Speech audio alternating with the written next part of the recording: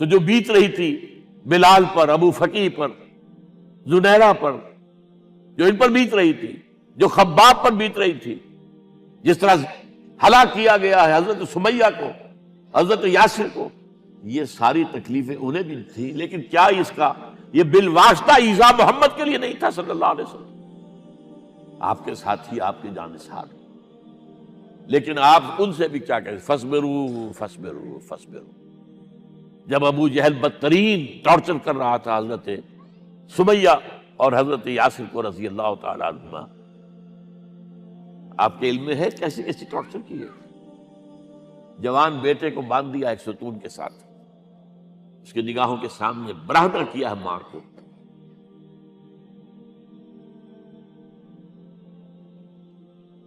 ہاتھ میں ایک مورتی ہے، جب تنگ آ گیا، ستا کر تنگ کر کے مار مار کے حضرت سمیہ ٹس سے مس نہیں ہو رہی، کہتا ہے تم ایک دفعہ کہہ دو سمیہ کہ ہاں اس مورتی میں بھی کچھ ہے، میں تمہیں چھوڑ دوں۔ انہوں نے تھوک دیا، برچھا مارا ہے شرمگاہ کے اندر،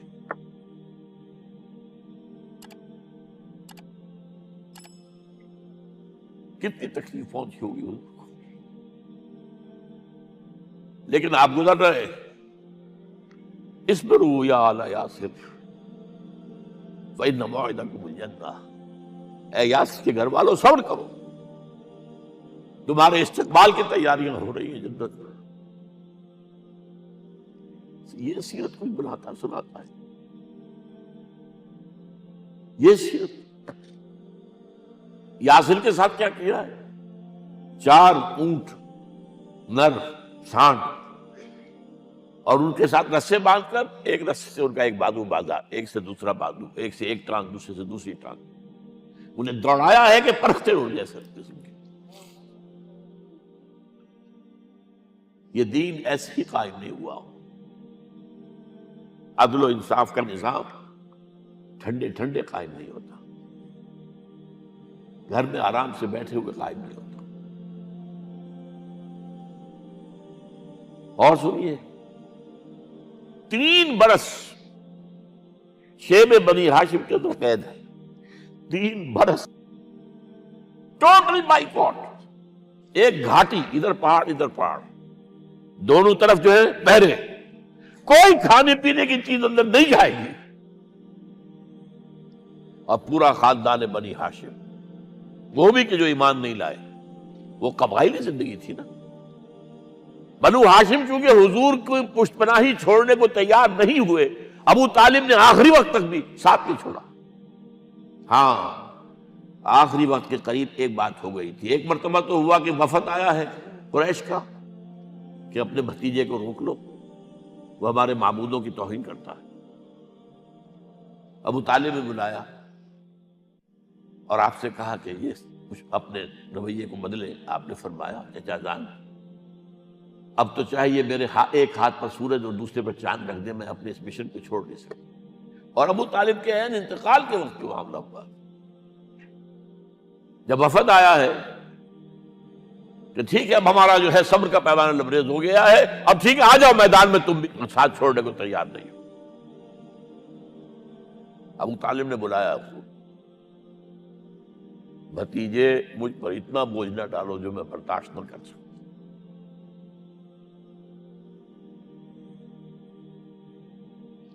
حضور کی آنکھوں میں آنسو آ گئے۔ چچا جان، اب تو یا یہ بات پوری ہوگی یا میں اپنے آپ کو ختم کر دوں، اسی میں ختم ہو جائے۔ 12 شیب بنی ہاشم میں 3 برس اس حال میں گزرے ہیں، ٹوٹل بائیکاٹ، کوئی کھانے پینے کی۔ کچھ لوگ تھے شریف النفس، مثلا حکیم بن حزام تھے رضی اللہ تعالی، اور بعد میں ایمان لے آئے۔ حضرت خدیجہ کے وہ رشتہ دار تھے، وہ پہاڑ پر چڑھ کر ایک طرف سے رات کی تاریکی میں، دونوں دروازے تو بند ہیں، پہاڑ پر چڑھ کر چوٹی سے نیچے اتر کر کوئی چیزیں کھانے پینے کی دے آئے بس صلی اللہ علیہ وسلم۔ کوئی اور ایک آدھ ہوگا ایسا۔ یہاں تک نوبت آئی ہے کہ بنی ہاشم کے یہ پھول جیسے بچے معصوم، بھوک سے بلبلا رہے ہیں، اور اس کے سوا کچھ نہیں ہے کہ سوکھے چمڑے ابال کر اس کا پانی ان کے حلق میں ٹپکا دیا جائے۔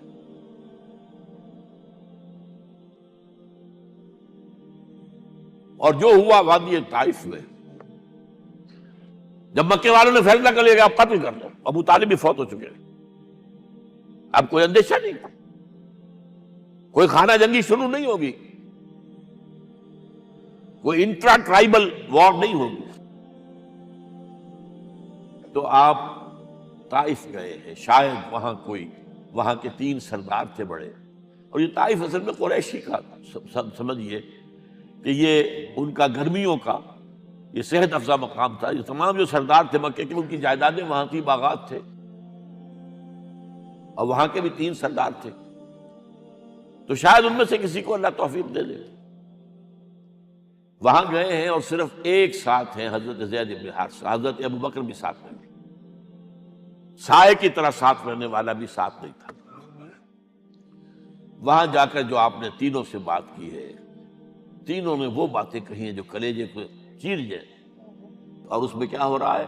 اسٹریٹ ارچنز جو کہلاتے ہیں ہمارے یہاں، ٹھوکرے گلیوں کے، انہیں اشارہ کر دیا ذرا ان کی خبر لو، اب وہ پتھراؤ کر رہے ہیں۔ جیسے ہمارے ہاں کوئی آ جاتا ہے، کوئی نیم پاگل یا کوئی اور کسی طرح کا مست قسم کا آدمی، اور اس کے اوپر چھوکرے چاروں طرف ہوں اور ستا رہے ہوں، یہ نقشہ تھا، اور طائف کی گلیاں تھیں، اور محبوب رب العالمین تھے۔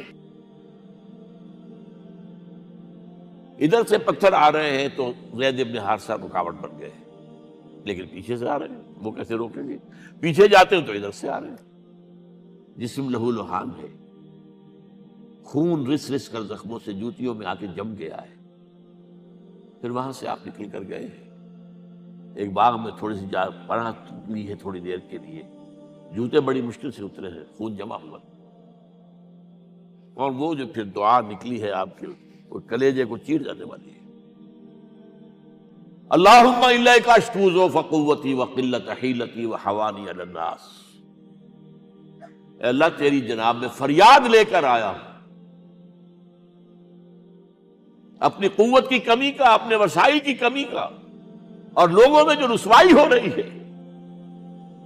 الی من تکلنی الی بعید یتجہمنی او الی عدو ملکت امری، مجھے کس کے حوالہ کر دیا ہے؟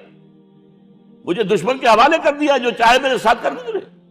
لیکن پھر مقام عبدیت کا ظہور ہوتا ہے، ان لم یکن علی غضبک فلا ابالی، اے اللہ اگر تو ناراض نہیں ہے، مجھے اندیشہ یہ ہو گیا کہ کہیں تو ناراض تو نہیں ہو گیا ہے، کہیں تو نے میرا ساتھ تو نہیں چھوڑ دیا ہے۔ اگر تو ناراض نہیں ہے تو مجھے کوئی پرواہ نہیں، جو ہو سو سر تسلیم خم ہے، جو مزاج یار میں آئے۔ واپس آئے ہیں تو مکے میں داخل نہیں ہو سکتے تھے، وہاں تو قتل کا فیصلہ ہو چکا۔ بہرحال یہ چند باتیں میں نے آپ کو بتائی، باقی تو یہ کہ غار ثور ہے کیسی کیسی، اور پھر غزوہ بدر سے پہلے کی رات ہے، اور وہ آپ کا زندگی کا طویل ترین سجدہ ہے۔ اس میں جہاں تک یہ الفاظ بھی آپ نے کہہ دیا، اللہ اگر کل یہ جو 313 یہاں جمع ہیں اگر یہ ختم ہو گئے تو پھر قیامت تک تیرا نام لینے والا کوئی نہیں ہوگا، میں آخری رسول اور میری یہ 15 برس کی کمائی ہے۔ اس وقت کہا حضرت ابو بکر نے، وہ پہرےدار کی حیثیت سے کھڑے تھے، کہ حسبک حسبک حضور بس کیجئے بس کیجئے۔ بہرحال بدر ہے، احد ہے، زخمی ہوئے ہیں، دندان مبارک شہید ہوئے ہیں، خون اتنا بہا ہے کہ بے ہوش ہو گئے ہیں، اور خبر اڑ گئی ہے کہ آپ شہید ہو گئے۔ یہ سب کچھ، اور سب سے بڑھ کر حمزہ کی لاش سامنے آئی۔ کیسی لاش؟ ناک کٹی ہوئی ہے، کان کٹے ہوئے، پیٹ چاک کر کے کلیجہ چبایا ہوا ہے۔ کس طرح برداشت کیا ہوگا آپ نے؟ اپنے اوپر طاری کر کے دیکھیں، یہ حمزہ کون ہے؟ چچا ہے، دودھ شریک بھائی ہے، خالہ کا بھائی ہے، ساتھ کا کھیلا ہوا ہمجولی ہے، اور اس کی لاش ہے۔ جو قلب اطہر پر بیت رہی تھی وہ مدینے میں آ کر ایک بڑا ماحول بدلا ہوا تھا، تب وہ بات سامنے آ گئی تو مختلف گھروں سے عورتوں کے بین کرنے کی آوازیں آ رہی تھی، اس لیے کہ اس وقت تک بین کرنا حرام نہیں قرار دیا گیا تھا، ممنوع نہیں تھا۔ آوازیں سن کر حضور کی زبان مبارک سے نکل گیا اما حمزہ تو فلا بواکی لہو، ہائے حمزہ کے لیے تو کوئی رونے والی بھی نہیں ہے۔